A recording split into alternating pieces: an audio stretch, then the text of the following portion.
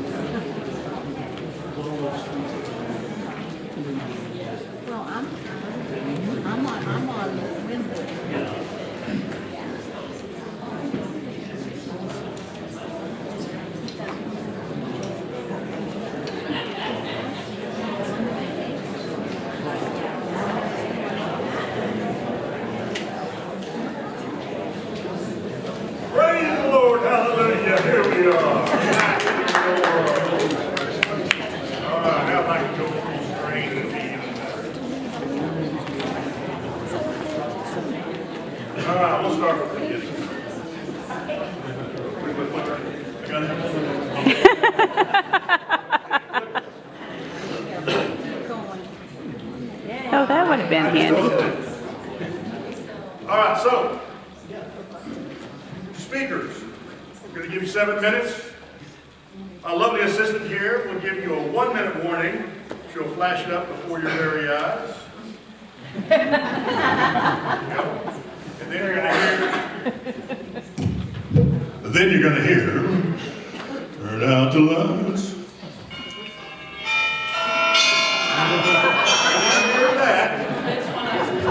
When you hear that, the next speaker comes up and starts walking this way, and if they don't leave by the time you get here, let me know.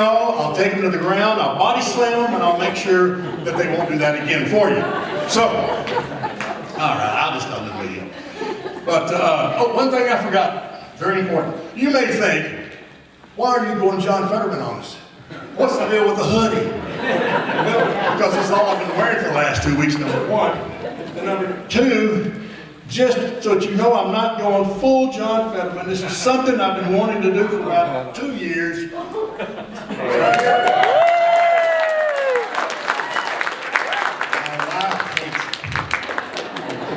Okay, so I'm going to have up here all of our candidates, their name information if you want more information. So Don, you're first up, and you're on the clock.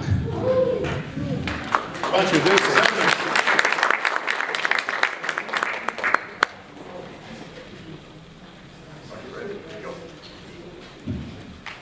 Good evening, conservative.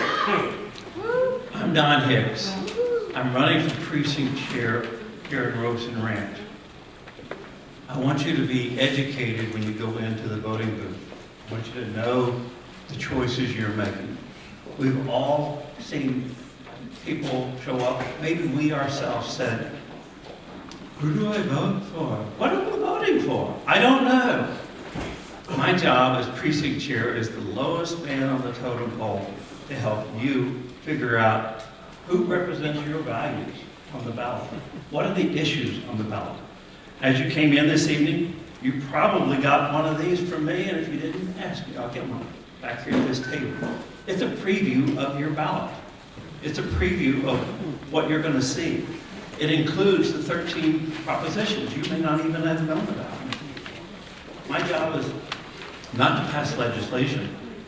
My job is to help you be informed so that we get representation in Austin, locally, or in the federal level that represent your values. And if we get that representation that truly represents you, and they act like that because you know who you sent to Washington, who you're sending to Austin. I believe will truly start to erase some of the problems we're having in this country. Because if you go up and say, who do we vote for? I've had people do that as an election judge say, hey Don, who do we vote for? I can't tell you right here. We're in the voting booth. No, can't do that. But I want you to be informed. Those links on that page, every one of them has been tested, and they work. At least they are working. Go check them out. Go find out the representatives that represent your values so you know who you're electing. And look at those 13 propositions so you can answer those 13 questions before you go into the booth, have your answers, and know. Because quite often we don't like surprise questions. We don't work well with it. And the great news is, hello Mike, I am officially the precinct chair for the western half of Robson Ranch.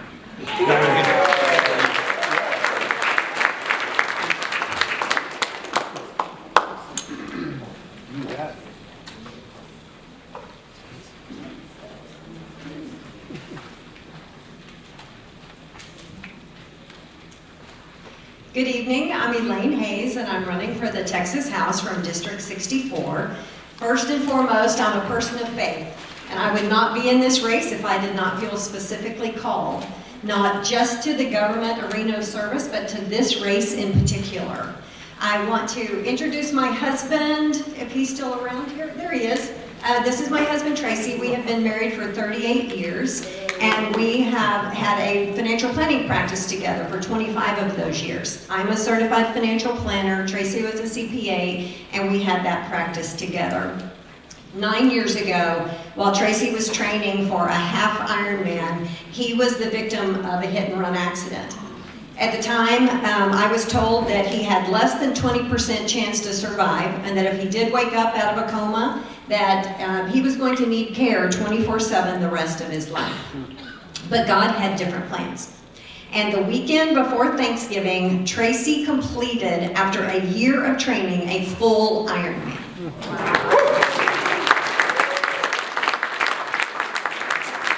I believe God for big things because I have seen him work miracles in my own home. And I believe that he still wants to work miracles on behalf of our state and on our nation. Tracy and I have 4 children and 5 grandchildren. They all live in Texas, and I am concerned about the legacy that we are leaving behind for them.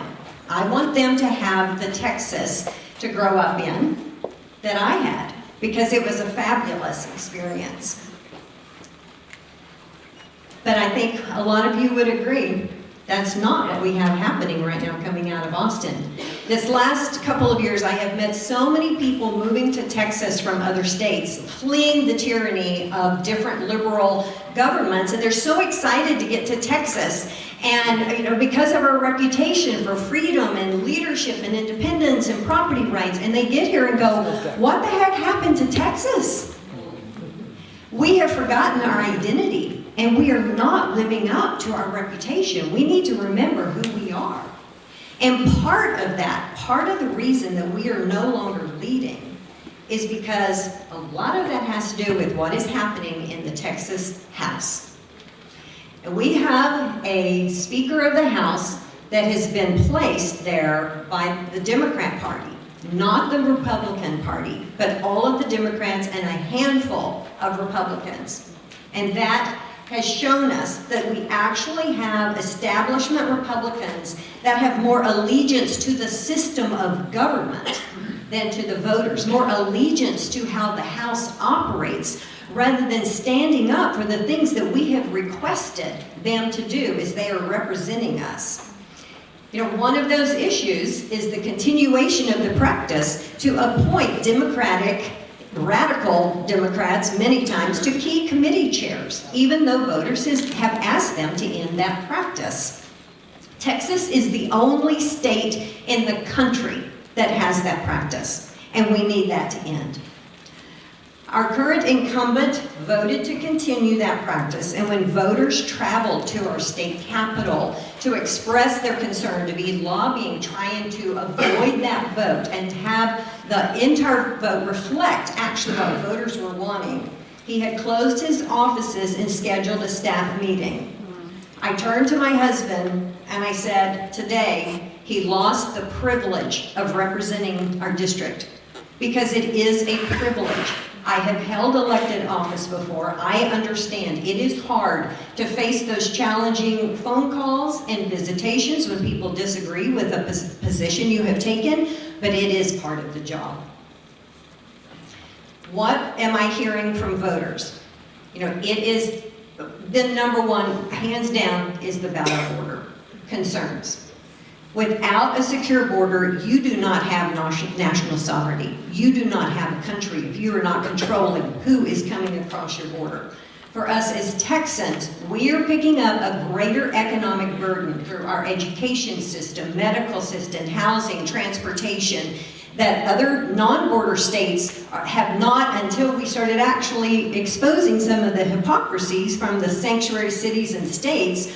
They've been fine for Texans, all of us in this room, to be picking up the cost and the burden, and it wasn't quite the same rosy picture when they had to start living under the same issues that we were having to deal with. And thirdly is the humanitarian crisis that is happening at our border. The number of the drugs, the sex trafficking, it is unconscionable, and we cannot continue to allow what is happening. And the thing is, there is so much that we can do. It is so past the time for us to be saying, well, that is the federal government's job. It is their job, but let's stop pretending that they are going to do it. It's not a lack of awareness, it is an intentional decision. When day one, you stop the construction of the border, you intentionally remove detection monitoring systems, you end the DNA testing of adult men traveling across our border with children to determine if they are related. This is intentional. And so Texans must defend Texas. Multiple things can be done. One is we can declare an invasion of cartels under Article 1, Section 10. We can add cartels to the federal Engle list to reinstate their lack of entry into our country, reinstate DNA testing, replace motion sensors. As a financial planner, I also recognize, I hear the concerns on property taxes. If we do not control the spending side of the equation coming out of Austin, there will continually be pressure on our property taxes. And we had a record 42% increase this last session. Unforgivable. We want legislators that will pass good legislation and block bad legislation, but that's not enough because it won't change hearts and it won't change culture. We need leaders to go first, who will turn their hearts to God and ask for His forgiveness and His favor for our state, to seek His blueprints and strategies to save Texas for our children and grandchildren. Thank you. I'm Elaine Hayes.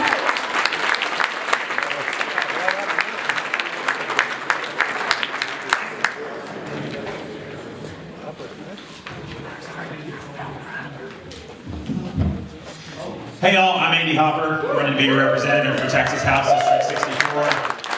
Joined here with my beautiful wife, Amanda. We've been married 26 years now, and we're high school sweethearts.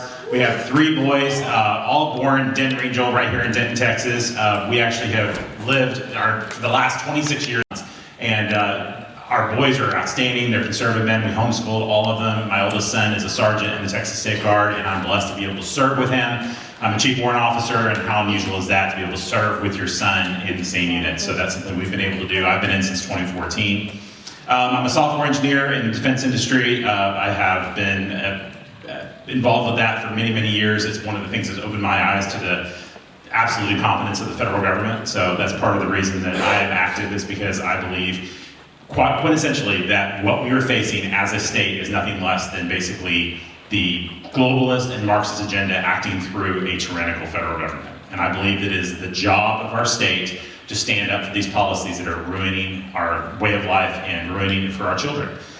Let me just go through a few of these things that are facing us. Basically, we have an open border. It's the plan of the Biden administration to have open borders. They are helping, they're facilitating this invasion of no less than 10 million people, and that's government numbers. We have elections that are basically being systematically manipulated by the federal government. How many people know that in the last few months, federal courts have ruled that we have to accept mail-in ballots, even if the information on the mail-in ballot is wrong? How many people know that the Biden administration has been pushing this idea of central bank digital currencies to take over our currency, take over your personal freedom, over your finances, turn us into China? The same thing they're doing with the businesses. How many people know about the whole idea of economics, government, the ESG concept, that idea that they basically push the woke agenda into our government or into our businesses so that the places we work, the places we do business with are basically pushing cultural Marxism out to everyone. They are pushing, the whole carbon economy, which is basically nothing less than taking over your life, pushing electric vehicles, keeping you at home, controlling your right to travel, pushing the 30-30 plan, which is basically taking over your right as small farmers, as independent, self-reliant Texans to be able to manage and to be able to stand up for our state. All of this is being pushed by the federal government, and we expected our state legislature to stand up for us. But for some of the things that have been mentioned tonight, we have a state house that is the only state in the country that we basically surrender power to Democrats. And it's even worse than that.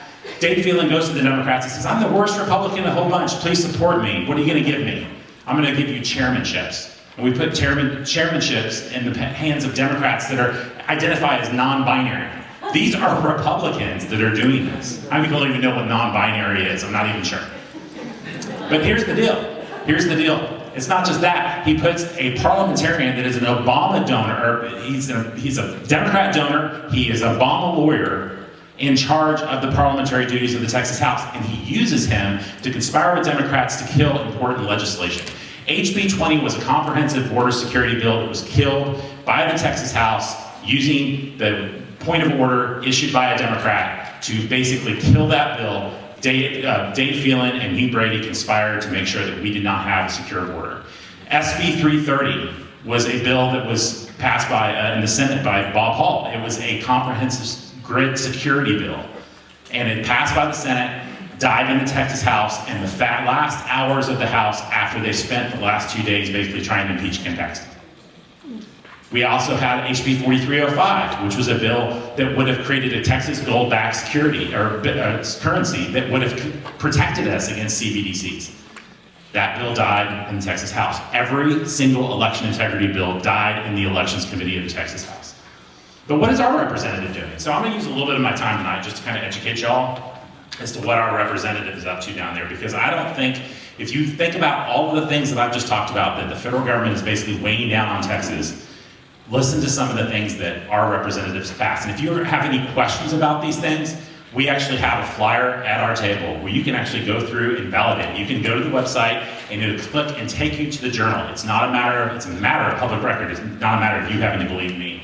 So let's go through this. Voted to kill an amendment to increase property tax relief from $12 billion to $20 billion. Voted twice to increase his own pension. Voted against holding failing school districts accountable for unacceptable performance. Voted to expand higher education funding to include illegals. Voted for a $2 billion plan driven by the Department of Education and UNESCO, which is the United Nations, to shift money from printed textbooks to technology. Voted to allow your tax dollars for green energy. Voted to allow your tax dollars to be used for green energy products and to treat CO2, carbon, as a pollutant. Voted to mask children visiting the Texas House.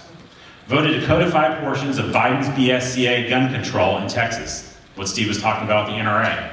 That doesn't bother them. Voted against making it a felony to enforce unconstitutional federal gun laws in Texas. Voted against the right of 18 to 20-year-old Texans to constitutionally carry. Voted for a Glock switch bill requiring the ownership of gun tooling, that even just owning the tool makes you a criminal. Voted to create a municipal management district for Colony Ridge. How many people know about this Colony Ridge down by Houston, where there's 80,000 illegals that are basically inhabiting this county? Voted to allow social media platforms to censor domestic and international terrorists. Voted to allow illegals to use their TWIC card as a voter ID. I could go on forever, but here's the deal. We have a real chance here in Texas to stand up and save our state. We have 51 districts where brave conservatives are standing up to incumbents. Even the law of averages would say that we might actually win 10, 15 of those seats. And if we could get 10 or 15 folks, we could turn over this entire stronghold that Dave Phelan has on the House, where he uses points of order to kill bills. We could have 10 conservatives that stand up can actually turn that over. And this is a district that we can win. I came within 88 votes on election night of winning this district for conservatives. And this is a situation that we have where we basically could stand together with all these other challengers that are brave conservatives, and we could save the Texas House, and we could change Texas history. If I'm elected as your representative, I promise I will stand for your rights. I promise I will be absolutely transparent. I promise you I'll read every single bill that comes across my desk, and I promise you I'll never let a lobbyist in my office. OfficeOfTexas.com. I would appreciate it. Any support you can give us, we need it, and your prayers. Thank you all very much.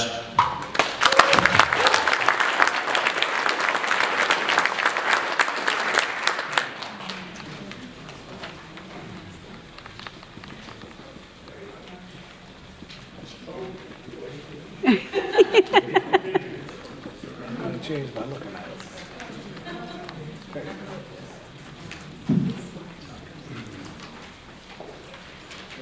Give you the extra 5 seconds.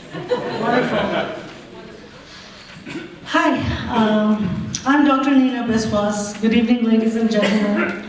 I'm running for Texas District 26 for U.S. Congress. I'd like to thank my husband back there, Shovik. He has been accompanying me, and we're learning a lot and enjoying these sessions. So first of all, today is a big day for Texas. Just before I came here, I read the headline news, and it says, Texas refuses to comply with Biden administration's cease and desist letter about border access. Please remember, as Texas has stated in its response, the facts and the law side with Texas. The state will continue to use its constitutional authority to defend her territory. By show of hands, ladies and gentlemen, how many of you feel happy today about this? I do. Okay.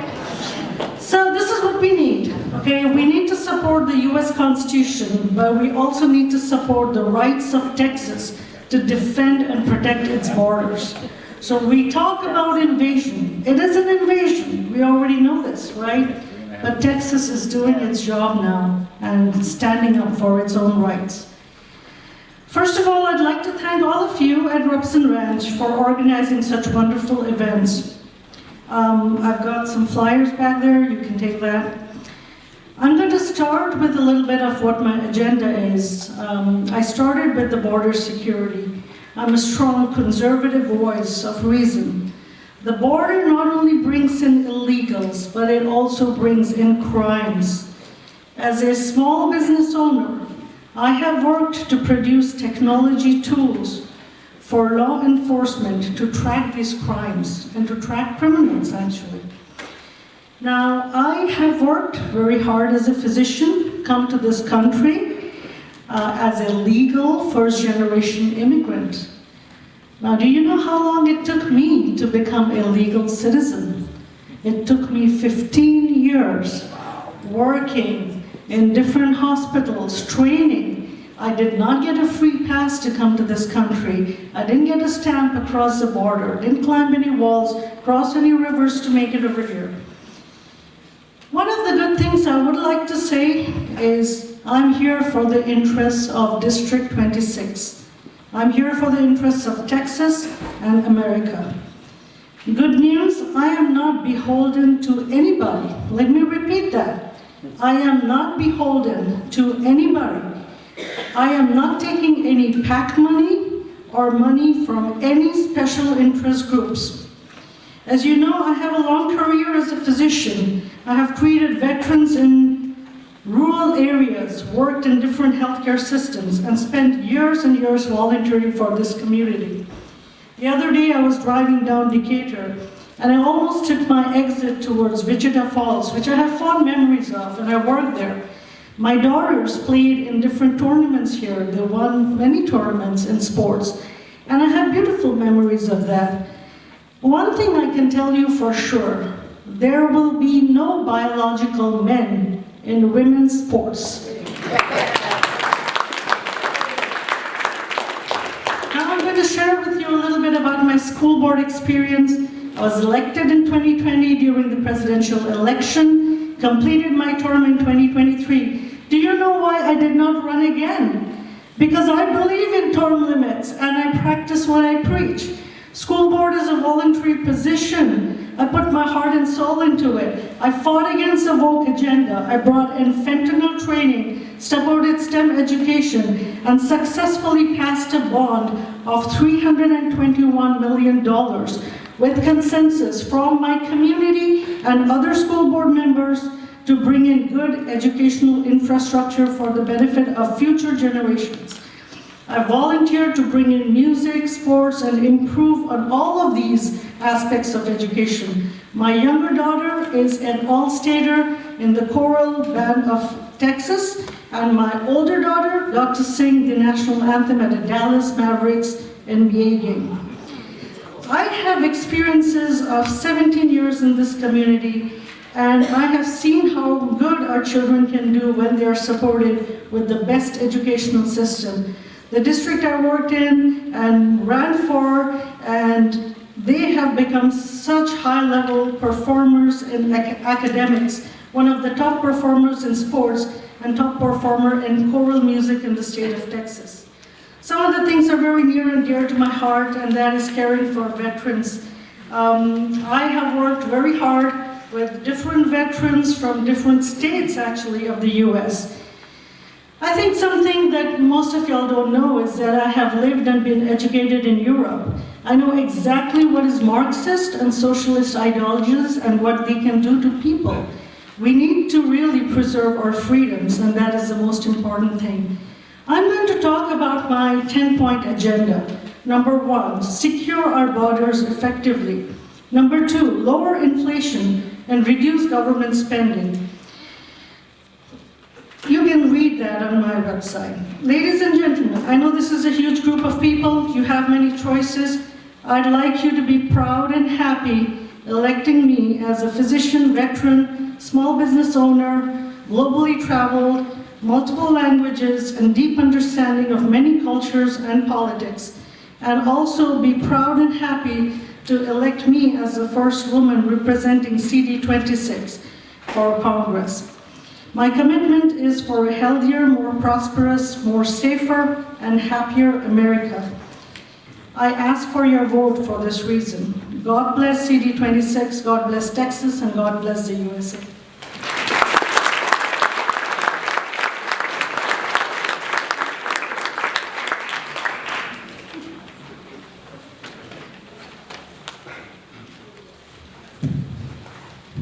Good evening. Thank you all for being here. My name is Scott Army, and I'm running for Congress because I love this country, I love this state, I love this district, but most importantly, I'm running for Congress because I love my children. To quote the great Texan, Waylon Jennings, all that I do or say is all I ever will be. My political experience began at the age of 15 when my father, Dick Army, ran for this very seat. It was held by a Democrat. All that summer, he and I walked door to door from can see to can't see to turn this district red for the first time, and we did. My political philosophy was formed that summer of who I am. I am a free market, constitutional conservative, and that's how I've always held myself in the positions that I've held. I've been county commissioner right here in Denton County. I stood on this ground before you guys did. I was here for the groundbreaking of Robson Ranch and for the ribbon cutting. I was part of the team that helped bring it here. I served as Denton County judge, and then I later served as a regional administrator for the U.S. General Services Administration. In every position I held, the first thing I did was cut my own office staff and my own office budget. And then I asked the other people in our organizations to do the same, to adhere by a sense of fiscal responsibility, and we did that. We cut the tax rate year after year after year, which was in part was why Robson decided that this was the place for them to be, and we're very excited to have built communities like that. Built the roads that we rely on today and the communities that we enjoy. After leaving public service, I also entered the life of a financial advisor. I'm a CFP as well. And I realized that in my career, my passion has always been fiscal responsibility, helping to be wise with other people's money, whether it's the taxpayers or the clients we work with, to build a plan for the future of our children. I've lived in this district for more than 50 years. We've raised our family here. My wife Carissa is from Pilot Point. We've been the parents to 3 amazing children. And I rarely missed a soccer match or a soccer game or a softball game or a school choir concert. It was a daily part of their lives along the way. And that's been the most important and the best part of my story. Today, my daughter Alex bought her Aggie ring. In a few months, her twin sister will get her Aggie ring. She's a little bit behind her. And so we're very excited for them and for our family. Where we are now, I'm in a stage of life where my passion to serve is resurfaced, and I would love the opportunity to represent you. As you have, for the last 20 years, I've looked at Washington with frustration as our Congress has moved away from our conservative ideals, our conservative agenda. The last time we reduced the debt was in 2001, and it was $3.3 trillion. Today it's over $34 trillion.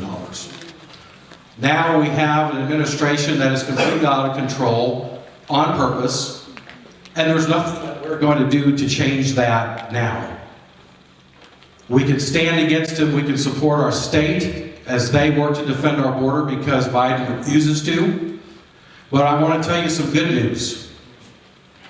When I, with your help, take office on January 3rd, Biden will be packing his bags to head back to Delaware in 2 weeks.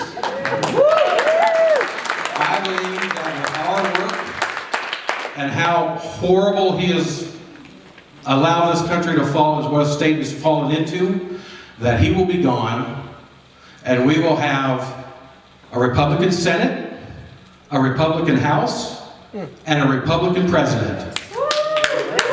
The greatest disappointment for me in the last decade was on January 20th of 2017, when President Trump did the impossible and beat Hillary Clinton and took office. We had a Republican-controlled House and Senate that sat on their hands and did nothing. Every promise he kept, and there's a lot of them, he did through his effort and through his work.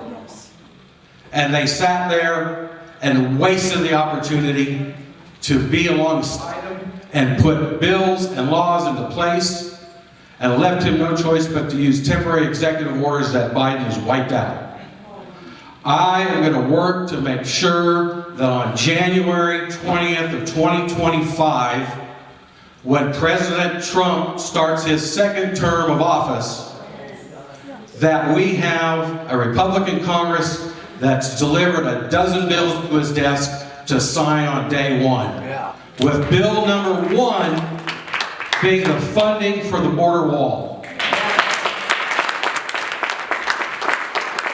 What I'm going to do between now and then is support our state, because they are the ones who are on the front lines. They're the only ones who are going to be able to address this now because Biden refuses to.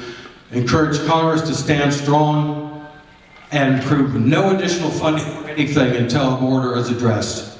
On January 3rd, I'm going to work for rules for the House to eliminate earmarks, to eliminate these shell bills that they then let unelected bureaucrats do the rest of the work, and to put in place our constitutional, conservative, responsible, fiscal responsible leadership once again. And on January 20th, I look forward to standing with President Trump when he releases and pardons the January 6th people who have been suffering this entire time unfairly and unconstitutionally. I will work for you. Check out my record. You see who I am, who I've been. I've got the proven record. This is my home. It always will be. Please vote for Scott Army for Congress. Thank you.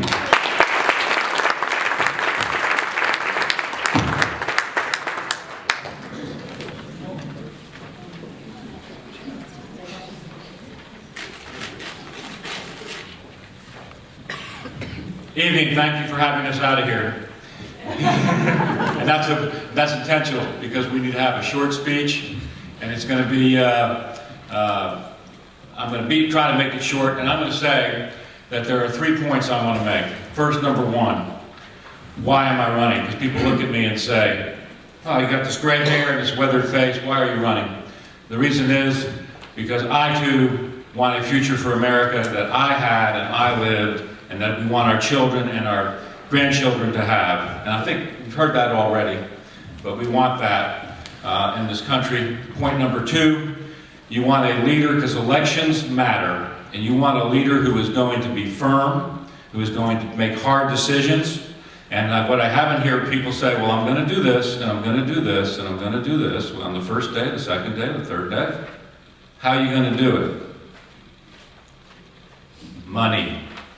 There's one thing that people will listen to, which is if we don't have the majority, which I think we will, but even if we do, they can put obstruction up. Are we prepared to shut down the government and say, if you don't pass this law, we will shut it down? And I'll give you 3 laws that we need to pass. Notice I'm talking in threes, because I said we keep it short and we keep it simple. Number one, the border. We need to build the wall. We need to keep it secure. And we need all the provisions in place to do that. If you aren't going to let us build the wall, then we need to shut it down. Number two, we need to fix the deficit. Scott is an expert, a financial planner, but so am I. I'm a CPA. I said this the other day. I know -1 and -1 does not add to +2. We got a $34 trillion deficit. That's $100,000 for each member of a family of 4. We're leaving them a credit card bill of $400,000. So again, what are you going to cut? And if you don't cut it, are we prepared to shut the government down? Because that's where we're at now. Because otherwise they will continue to play the game. They will try to outlast us. And so far, as we said, since 2017, they have.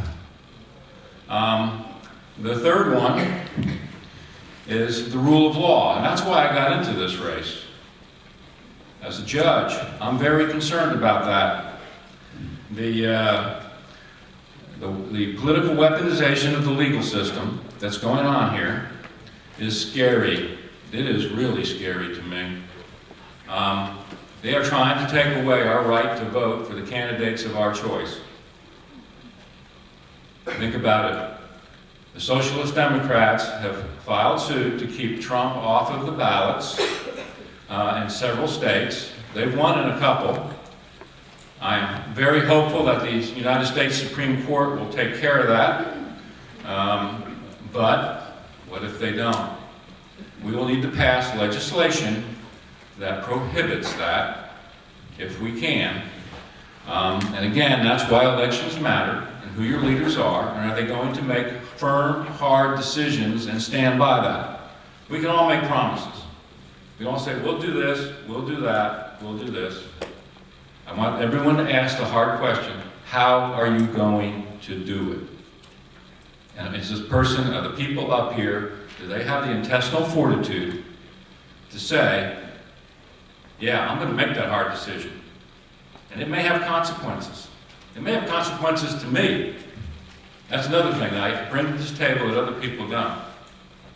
I don't care if I get reelected. I've had a long, successful career for almost 15 years as a district judge.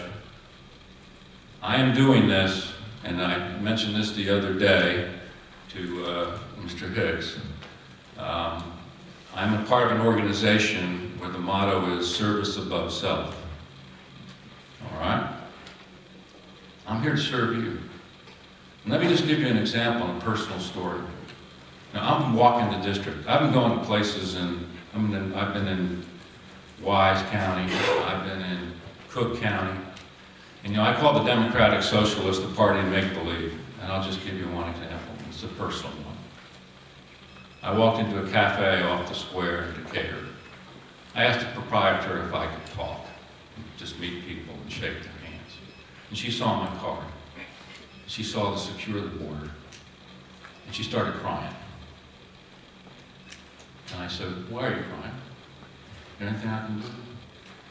And she said, thank God there's some people willing to do this. She had 2 experiences. She was hit by an illegal alien 18 years ago. And her face was so destroyed, she's still having surgeries to this day.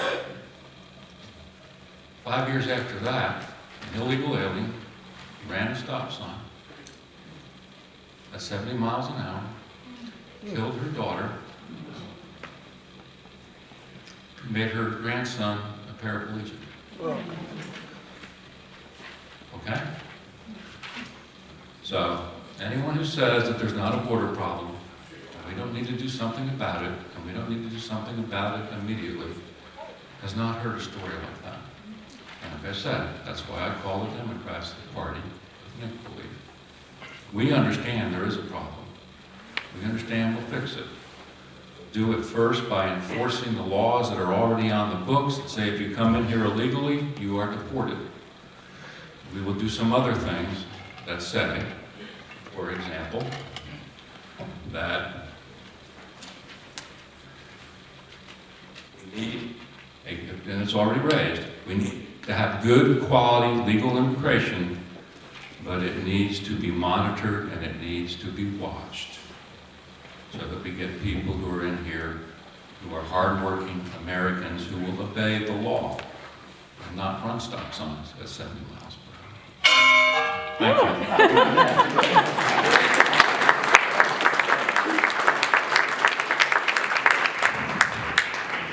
Sorry I wasn't as short as I should have. Well, good evening, everyone. My name is John Huffman. I am the husband of the amazing homeschool mom, Elizabeth, right here in the front row. She's the best thing about me. And tonight we're actually joined by my 3 teenage kids, Caroline, Andrew, and Anna, getting 3 teenagers dressed up on a weeknight when they could be doing a lot of things. It's an effort in and of itself, and we're so happy that they're here. And actually, I've got my parents here, Rick and Susan, and it's an honor to be joined by all of you and everyone in the room. Thank you for taking the time to come and listen to us. So a little bit about my background. I grew up in College Station, Texas, went to Texas A&M, gig 'em. There you go. After, and of course met my bride, I have an Aggie bride, and we moved to Washington, D.C., where I went to law school at Georgetown Law. Spent 3 years in Washington, D.C., and actually during that time, we worked on Capitol Hill. I worked on the Senate side, my wife did as well. Had a great time, but decided that Washington, D.C. is no place to raise a family. We had 1 baby, got pregnant with the second, so we moved on down to Texas as quickly as we can. We moved to Southlake in 2008, and we've been in North Texas ever since. And it's been a great ride, and we've experienced a lot of this crazy growth that we have all enjoyed. It's been a burden in some ways, but we've all enjoyed the miracle that he is here in North Texas. So when I got out of law school, moved down here, started practicing law, and actually practiced in healthcare, which is ironic, because I am the son of an analyst for 6 years on regulatory issues related to healthcare, right as Obamacare was getting passed. And I saw how this law engendered literally hundreds of thousands of pages of regulations passed by bureaucrats who you didn't elect and who you can't fire and who don't think they work for you. And every single one of those regs had the force of law. And that's how the federal government operates. You know that. I saw it and I had to advise my clients through it. It's terrible. After 6 years, decided, being a lawyer was great. I think I'll be a recovering lawyer, so I started a small business in construction. I've been doing that ever since. So when I was very young, I was probably 30, I got involved in my local community. I volunteered for the Zoning Board of Adjustments. 2015, elected to City Council. 2021, elected as mayor of Southlake, and I serve currently as mayor. And I will tell you I'm running for Congress because District 26 needs an experienced conservative fighter representing you in Congress who's won victories on the conservative issues that we know we have to fix. I'm running for Congress because the border's broken. It's a national crisis at the border, and they've broken it intentionally. I'm running for Congress because I've got 3 teenage kids who are growing up into a world where they are looking for their American dream, but they are finding the Biden nightmare. And your kids and grandkids are doing the same. I'm running for Congress because we have a weaponized federal government that wants to put you under its thumb, full of bureaucrats that are completely unelected and unaccountable to we the people, and that has got to be changed. And I will tell you,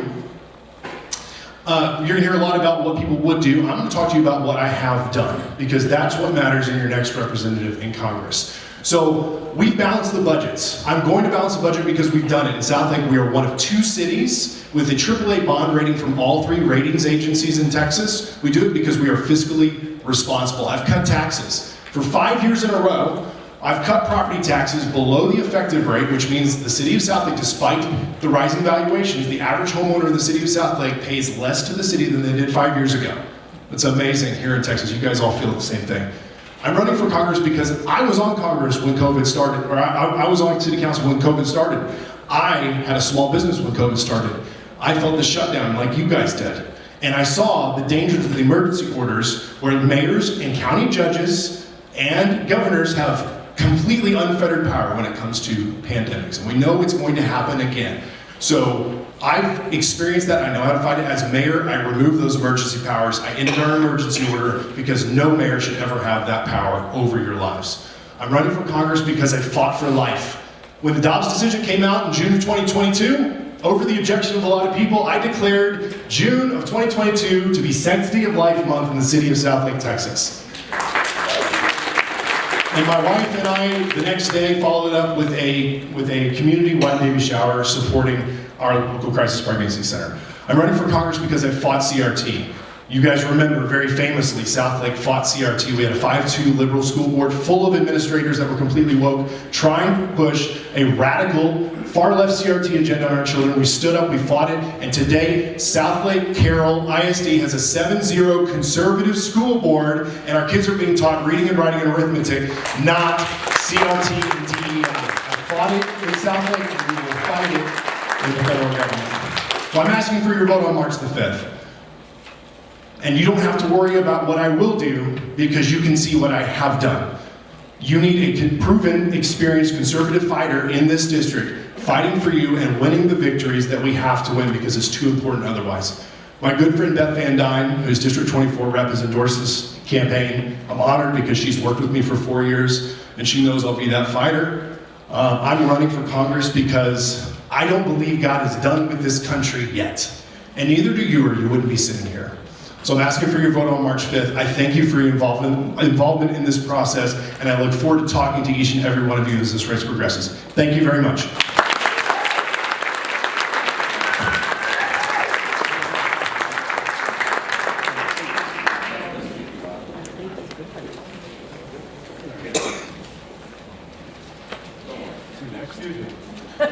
Who's next? Is it Bert? No, Bert. Oh, he is. All right. Joe, Mr. Krause. No, we've been told. No. No, you're going first, sir.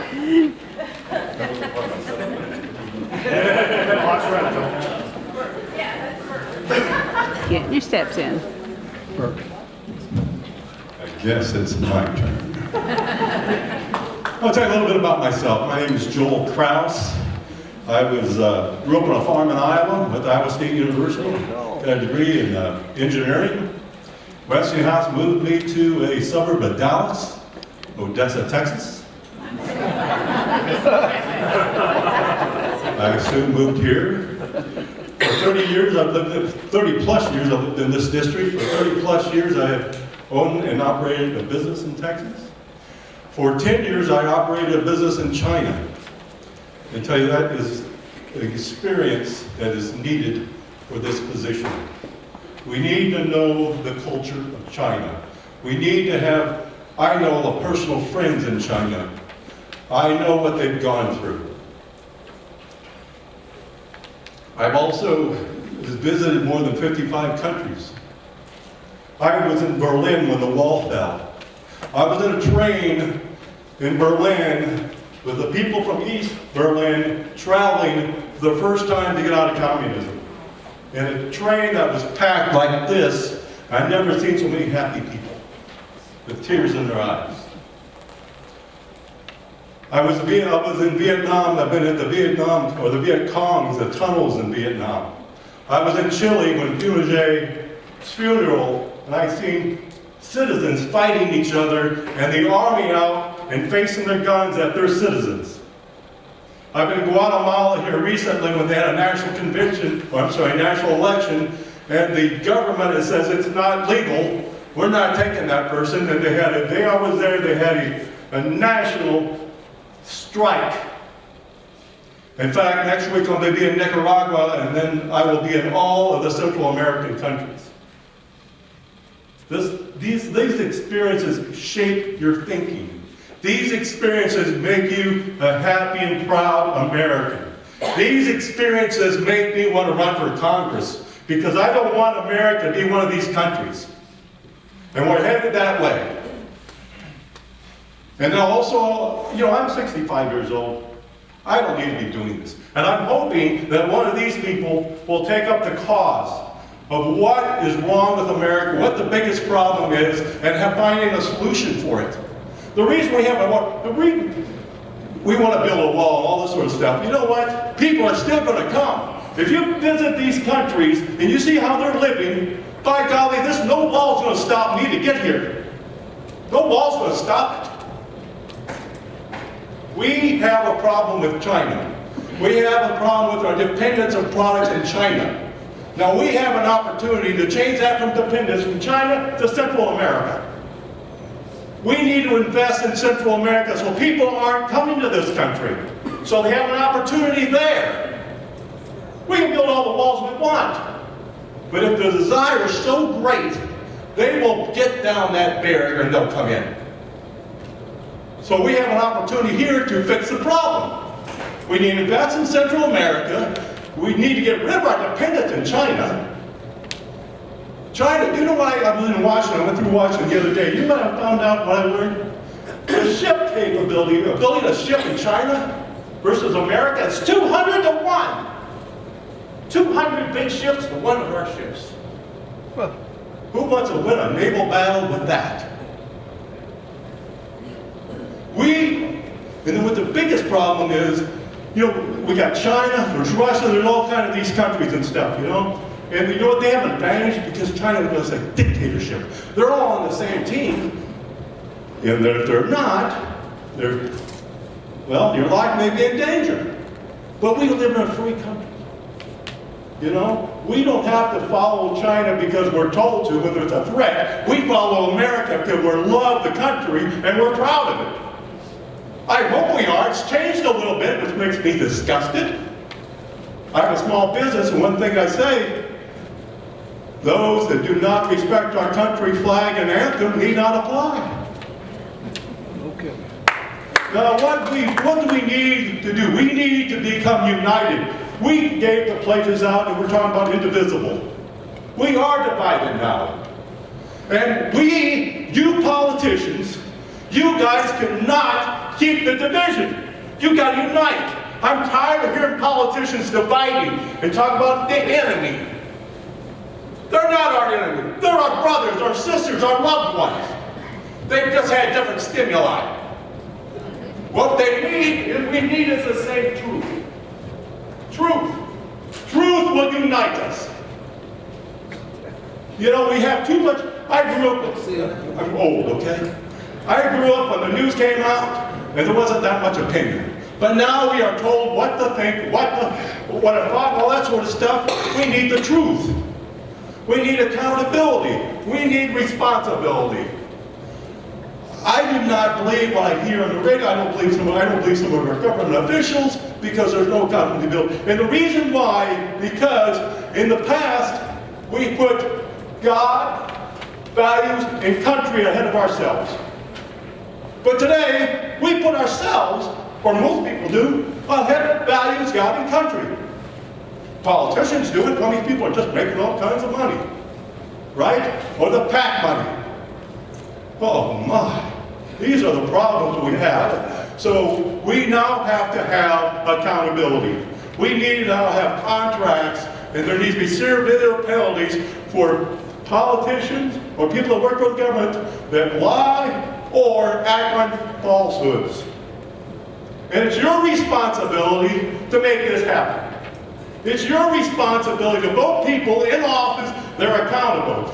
And we also need contracts. I'll take a contract and say, hey, I will not make any money other than my salary, I promise you, ever, until 3 years after I'm out of office. I will fine me $100,000 if I lie or act on a falsehood.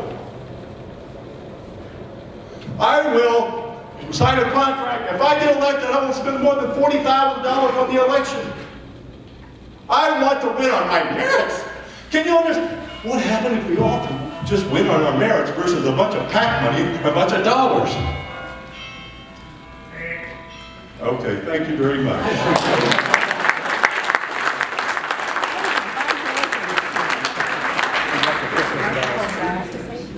Come on down, Bert. Come on, Bert.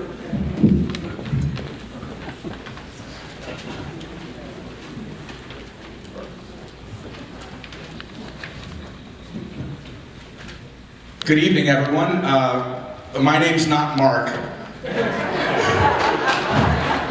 It's Bert Thacker, and it's an absolute pleasure to have the honor and privilege of speaking in front of you. So, honored guests, my fellow candidates, volunteers, it is such an honor to be here. By every metric, I shouldn't be here. My grandfather was the first one who made it out of poverty. My great-grandma, I spoke to my dad again about it today, just to make sure I didn't get the story messed up, but my great-grandma had one pair of gold earrings, and she sold one of her earrings so my grandpa could go to school. And he ended up getting into the forestry department, which in India was a really big deal because it was still administrated by the British Raj. And he rose all the way up to the very top until he became the chief conservator of forests. And on my father's side, my grandfather, he got into the electrical company as a mailman, as the guy who would do the mail, and rose up to the deputy director position of the electric company, which is a pretty big deal, considering that they were from the village. My great-grandmother and great-grandfather were subsistence farmers. They grew rice. I used to hate going out to have tea with them because everything was itchy. And I didn't like the food, and I would hate it because, there'd be mosquitoes everywhere. I never liked it. My parents had an opportunity to immigrate here because my dad had a job, and he had an opportunity to get a job, and he was one of 19 people who were applying for the same position. So he came here with $150 and worked on it, got his visa, and everyone saw him off. And my parents made the ultimate sacrifice. They left their 1-year-old son under the care of their grandparents, or their parents, my grandparents. I'll never forget the first time I saw my parents when they came back from America. I didn't recognize them. I thought they were movie stars. They looked different. And it was one of the most surreal things to leave India and come here to the United States. I remember being on a plane, it was a 747, and I asked Papa, how do I tell who is an American? Because I wanted to make friends. I've never seen white people, black people, Asians, none of that stuff. And he said, the Japanese are hardworking, the Germans are punctual, but an American, and this is going to all of you, and me, you could trust with a handshake. Think about that. That was the ethos of what we were 7,500 miles away at the tail end of Reagan. And I remember landing in New York, And I saw all the jeweled lights, because where I came from, there was only one color, it was that sodium vapor yellow. And I thought to myself, my God, this country is paved with gold. And the reality is, it is. It's paved with ingots of possibilities for everyone. President Trump, I remember that night he got elected, I was sitting with my friends, we were watching Rachel Maddow lose her head. I remember I voted for her, I was wearing my MAGA hat around town, you know. And it was one of the coolest things, because for the first time in American history, somebody who was not a general, somebody who was not a senator, somebody who wasn't part of the manager class, somebody who was a working man, if you will, albeit a wealthy one, but a working man nonetheless, made it to the very top position of the United States. And what did he do? Immediately consolidated our power in a way that it worked for the United States. Brokered peace deals across the world. And the radical leftist Democrats who could not stand the fact that their elected manager, Hillary Rodham Clinton, who they spent $1 trillion on, was not in a position of power to pay them back. They didn't like that. During COVID, we saw a situation where neighbor was turned against neighbor, friend was turned against friend. After the election, we saw a world that was turned upside down for us. And it wasn't an America I realized or recognized, a land full of dreams and opportunities. It became like an Animal Farm, that famous line, all animals are created equal, but some are more equal than others. Can anybody relate to that? Anyone? By show of hands, please. You remember what that felt like? It feels like hope is taken away from you. I'm doing this, in case you're wondering, because on August 26th, 2021, I saw a plane take off from Afghanistan, and the bodies were falling off the wings. I enlisted in the Navy a month after my 17th birthday in 2000. I went to high school a block away from the World Trade Center. I was in the Navy in South Carolina at Naval Nuclear Power Training Command, and I saw the two buildings I used to play underneath and go to that comic book store crumble to the ground. And to see it 20 years later being given back into the hands of the very same terrorists we spent trillions of dollars on, got more laws enacted against us, gave up more of our personal freedoms than anything else, and arguably every single government agency used that as a predicate for overreach, to rule against us via the Supremacy Clause, to challenge the 10th Amendment in every single way that they could, and to balloon us to a $34 trillion debt. And I could no longer sit by while the country I love was being ripped apart by profiteers. Not on my watch. I've got a minute left. And I want to use that to just say a few more things before I leave. One is, on day one, I plan on introducing a bill to repeal the Patriot Act. Thank you. Immediately after that, issue a bill to require federal IDs if you're going to vote in a federal election. Number three, place a 6-month moratorium on all immigration. Deport everyone who has come here since Biden has taken over, because it has been done by design. And sometimes you need a legal immigrant to get up and say that when we have 150-year wait times for legal Indians who have come here to go from H-1B to green card, 150 years, well, perhaps it's not right that somebody can just come across, because there's a difference between immigration and invasion. My name is Bert Thacker. I want to raise minimum skill, get American manufacturing back, restore trust and integrity in our systems, and God bless you all. Thank you so much. Kind of hard to follow some of that. And, I first want to start, I guess this is the most politician thing I'm going to say right now. I want something from all of you now. I found out today that my 81-year-old mother, she claims to be 27, we're going to go with that, that she's in the hospital tonight. And I called her, I found out more or less on the way here. I was able to reach her in the hospital, she has COPD, she's okay. But in that conversation, she's like, what are y'all up to? I'm like, well, I'm about to go to a candidate forum. She's like, well, I'm going to pray for you. And that just broke me. I mean, so what I'd like to do is, if you don't mind, just briefly, I'd like you guys to pray with me for my mom. She's going to see this. She'll love it. So if you don't mind, go ahead. Her name is Becky. Lord, I'd ask that you would protect my mom, Becky. I ask that you would be with her, encourage her, and strengthen her. Lord, you know what her body needs, you know what her soul needs. If you could feed both of those and help her to a full recovery so she can continue to have a happy life, driving her husband crazy. Thank you, Lord. All right. So why don't we first start with me. I am Jason Kirkison. I am running for Congress, as you well know. I also want to deal with the most critical issue in the room. Blue is my favorite color. The Democrats cannot have it. We're taking blue back tonight. I have the red tie, I had it all decked out. I'm like, you know what, that's just ridiculous. You guys know, you can tell a conservative when you see them. I'm also going to go with this approach. Most of us have the same views. We are all in it for the same reason. So as you can see tonight, it's wonderful. You don't see the backbiting, the attacking, and all that. Because frankly, when we're all on the side, we're talking about why we're here. We're passionate about what we're doing. So whenever I heard that 11 people stepped up to run for this position, I'm like, that is the America I grew up with. That is the fight. That's what we need to see. We need more of. So like I said, I'm Jason Ferguson. Can you guys in the back hear me? Yes. I probably have the softest voice, with the exception of the doctor, in this room, so I get critiqued. So my journey started whenever I was 14 years old. I met Christ when I was 14, and my mom is the reason I found Christ. So if you want to know more about that, you can reach out to me a little bit later. By the time I was 17 years old in high school, I had the first Christian newspaper in the school, and I thank Jay Sekulow and his law firm for coming in and helping to make sure I had my rights to do so.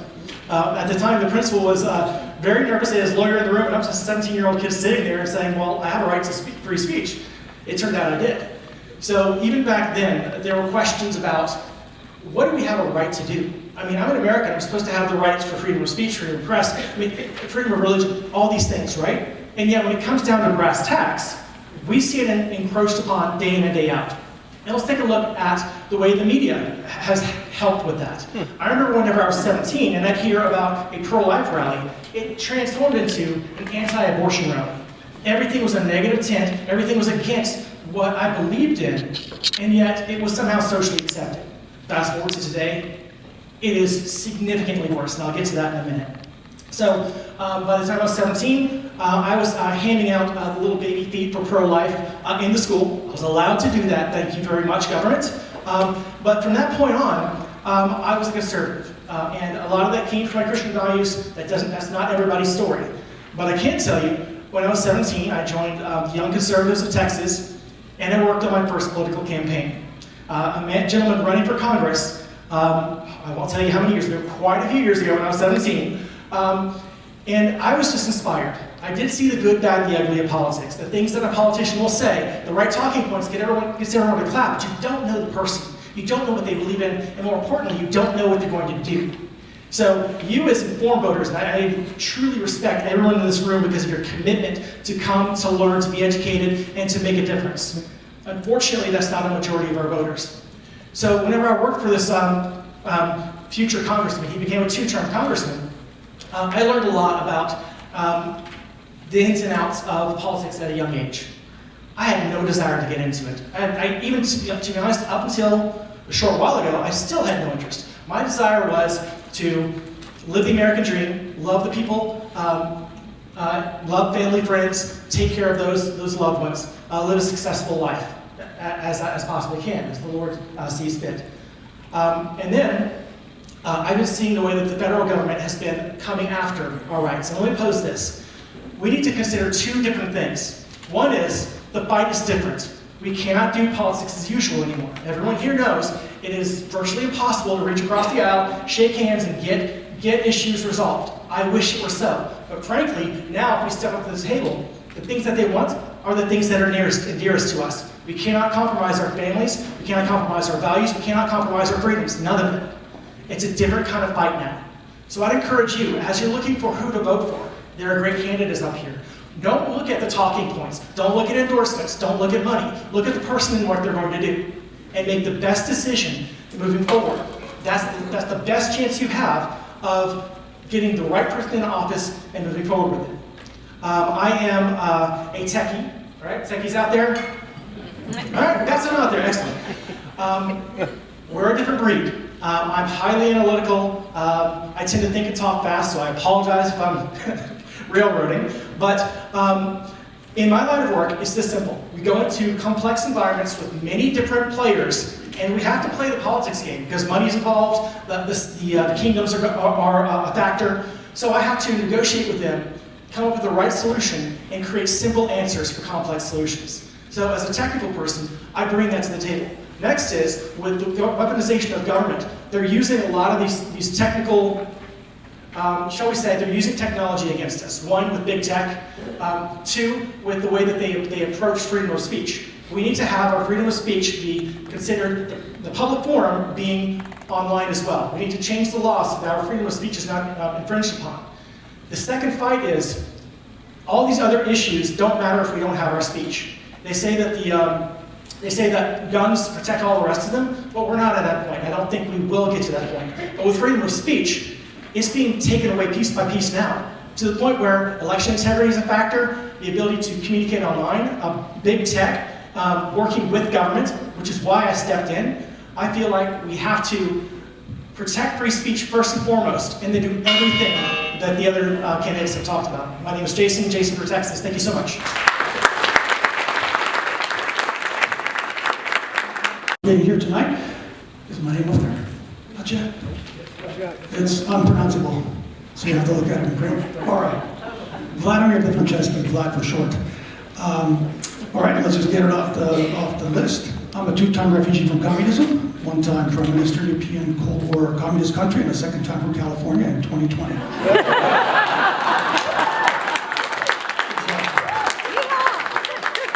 If it wasn't for my lovely Brenda, the last 17 years I would have left sooner, but her job tied her down. But that's okay, forgive her, she's from Texas, so that's why we're here. And I'm here on purpose, because Texas is the great free state, and we're gonna keep it that way. All right, let me try to tell you a little about myself. Okay, I'm a legal immigrant to the U.S. From a commie country. I'm not a commie. However, I've had to live in it, and my paternal grandfather is a founder of a communist party. But guess what? He ended up purged and died of cancer. I never really got to know him. But the other part is that we're habitual rebels, which then makes sense to me why I'm here.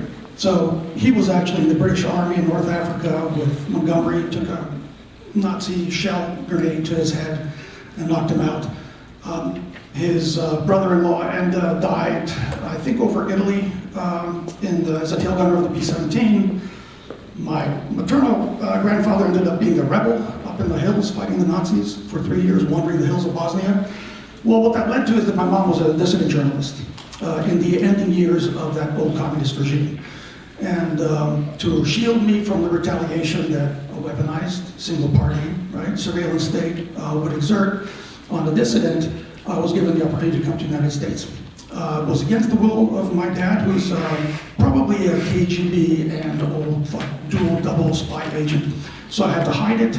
I got $100, an airplane ticket, and 25 cents a quarter for a phone call when I got here to connect with some friends who helped me stay in a basement, get a job, and then ended up working my way to California to go into the arts. So this is about as far away as I could have wanted to end up. Long story short, I ended up studying political science in undergraduate in Eastern California. In graduate, I studied why communism failed in Europe, succeeded in China, and how you write democratic constitutions in countries that were previously communist. I then ended up at law school at Stanford, and I made the mistake of signing up to join the Federalist Society on the orientation week when you meet various student groups, which at Stanford is, this is a death sentence. And I've been hounded ever since because they figured out, they let me in because they thought I was one of these commies who would one day be a judge and use judicial legislate from the bench to destroy our Constitution. Well, they figured out I wasn't. They're trying ever since to get rid of me. It didn't work. I'm giving you a little bit of the story to say I can't be intimidated. I can't be bought by my background. I can't be dazzled by shiny things. I'm not looking for a lily pad to jump off to anything else. Why am I here? So I've been seeing stuff done to America that was done to my people, creeping in year after year, incrementally and incrementally. I'll give you some examples. And it was, and I asked myself, what can I do? So 2020 hits. We all know what happened in 2020, right? Election is stolen, and the deep state, whatever you want to call it. It's deeper than that. They're just agents. They're the muscle that's doing the bidding of someone else. The wefers, where we can talk about that another time. Will show their hand, right? With the lockdowns, everything we saw was showing their hand that this is in store for us. Sorry, I don't know if it's me cutting it out. And I asked myself, what can I do? I immediately raised my hand. I went and I joined the True Texas Project, became a citizen advocate, just went looking, how can I help? How can I offer my skills? I then joined an election integrity group in Tarrant, just raised my hand.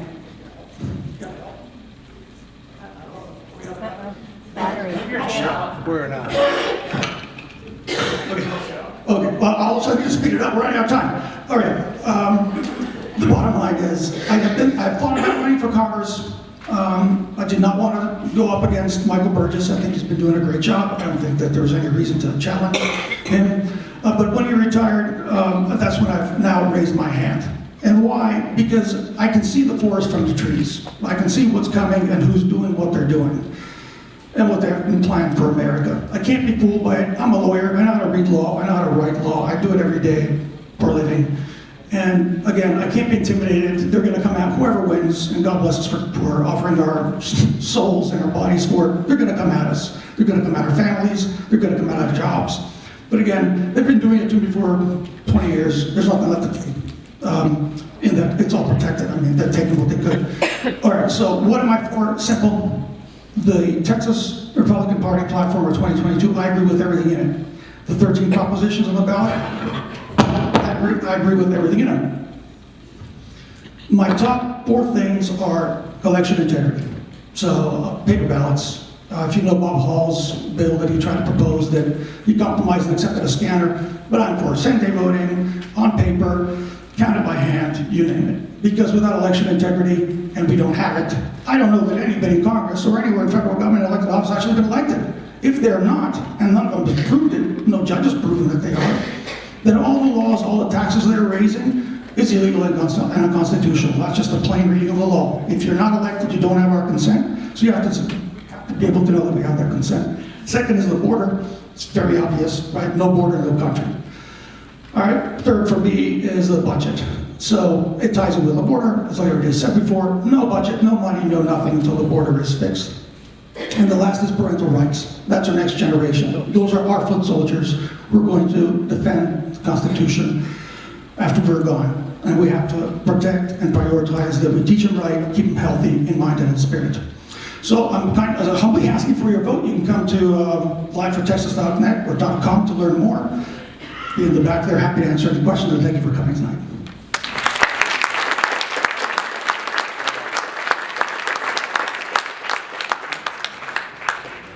My name is Brandon Gill. I'm a constitutional conservative, and I'm proud to say that on the first day of my campaign, I endorsed President Trump for president in 2024 because the most important thing that can happen this fall is that President Trump get reelected and get back into the White House, where he should be, by the way, right now.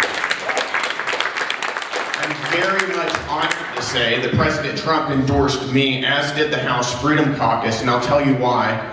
It's because I'm going to go to the swamp, and I'm going to fight the swamp, and I'm not going to back down, and I'm going to fight it right alongside the Freedom Caucus and right alongside President Trump as his greatest ally in Congress. I'll tell you guys a little bit about myself first, before we get into things. I grew up about 150 miles west of here, down I-20. I grew up on a 1,000-acre cattle ranch. We had about 300 head of cows, 4 dogs, and a donkey called Barack. It took a second. Like most people from a very small town, I grew up on a very steady diet of Angus beef and Rush Limbaugh. And I miss Rush very much so. I very providentially made my way up to Dartmouth for college, and if you guys know anything about Dartmouth, you know it's crazy secular and it's crazy, crazy liberal. But whenever I was there, I fought the seculars and fought the liberals. I led a student ministry on campus, and we grew it to be one of the largest student groups, on campus on a very, very hostile environment. And I'll tell you how we did it. Usually whenever people get into a place like that, they want to moderate their beliefs. and they want to try and kind of meet people in the middle. Because whenever you're a Christian in a secular place like that, they hate you, and you've got to understand that. But we took a very different approach. We said we're not going to back down, we're not going to moderate our beliefs, we're not going to change anything. And I'll tell you what, a lot of people really did hate us, very badly. But a lot of people also really respected us. And we were able to grow our group, and we were able to evangelize in a very dark place because we were not going to back down to these seculars or to the crazy leftists. Whenever I wasn't doing that, I led a rabble-rousing conservative newspaper called the Dartmouth Review, which my father-in-law, Dinesh D'Souza, was also a part of whenever he was there. It was the paper that introduced him initially to the conservative cause. I left Dartmouth, and well, one more thing I'll say. I met my beautiful wife at Dartmouth, which is the most important thing that happened there. She couldn't make it here tonight because we have a little 6-month-old baby, and Marigold kind of determines Danielle's schedule now. Trust me, you would know if Marigold was in the room right now. You would be hearing from her. But there's a great picture of her on our palm cards, which you guys should look at. She's a cute little girl. But anyways, I left Dartmouth, and I had a successful career in finance. And it was amazing because I grew up on a cattle ranch, and I made it all the way to becoming a stock analyst at one of the largest and most successful investment funds in the world. I really legitimately lived the American dream. And I had financial success and I enjoyed it, but I walked away from that because I was so sick of watching the radical left, communist left, secularists destroy this country, ruin our economy, rip our social fabric apart with impunity. So I started a conservative media business because I wanted to expose what they were doing. So I started a news outlet called DC Inquirer, and it was specifically so that we could go to bat for President Trump and people like the Freedom Caucus in Washington to defend them in the public sphere, because I'll tell you, nobody else is doing that, not even Fox News, unfortunately. So we did. We went to bat for them, and whenever I wasn't doing that, I was making documentaries. I worked on one called 2,000 Mules, which we'll talk about here in just a minute. 2,000 Mules exposed the widespread fraud in the 2020 election and proved, I believe, beyond any reasonable doubt, that President Trump should be in the White House right now. I was the executive producer of a movie called Police State as well, which traces how the federal government has been weaponized against conservatives and Christians and targeting them. And one of the questions I would always get asked in making these movies is, what do we do now? How do we stop this? And I'll tell you, my answer is I'm going to run for Congress so I can get to Washington and fight right alongside President Trump and end this nonsense. I'll tell you guys a little bit about what I believe first so that you know. We can get into all kinds of issues, but we have limited time here, so I'm entirely in favor of the Second Amendment. I believe that we need to cut wasteful spending, and I would start with racist DE&I initiatives, which, by the way, are a great example of systematic racism against white people, which is what they are. We need to be very blunt about that. One thing about me is, you may not agree with me, but I'll be very straightforward about what I believe. And like I said, you may not agree with me, but you'll know where I stand, if nothing else. There are two issues that I think are really important right now. The first one is the border. We do need to go back to President Trump's border policies. We need to build the wall. We need to reform our asylum laws. We need to bring back Remain in Mexico. We need to militarize the border, frankly. But if we stop there, we're giving away our country to the radical left. And I'll tell you why.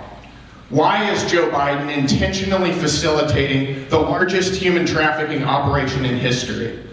Why is he destroying this country and letting in illegal aliens? He's doing it for two reasons. He's doing it specifically to tear our social fabric apart, to flood our streets with crime and with drugs, so that he can tear apart our society, so that he can create a problem to which big government is the solution. As we know, the Democrat mantra is never let a crisis go to waste. The second reason is he's trying to flood our election system with people that he believes are going to be reliable future Democrat voters. And we need to be we can't back down from this. We got to be straightforward about what they're doing. So if that's true, and we know it is, The only way we can save this country is by deporting every single illegal that Biden's brought into it. Every single one. And President Trump is going to do that, and I'm going to help him in Washington. Running up on time, the last thing I'll say is we need to be very clear about what happened in the 2020 election. It was stolen from President Trump, and we've got to reform our election laws and throw the people in jail who stole that election from him. But thank you guys for having me here.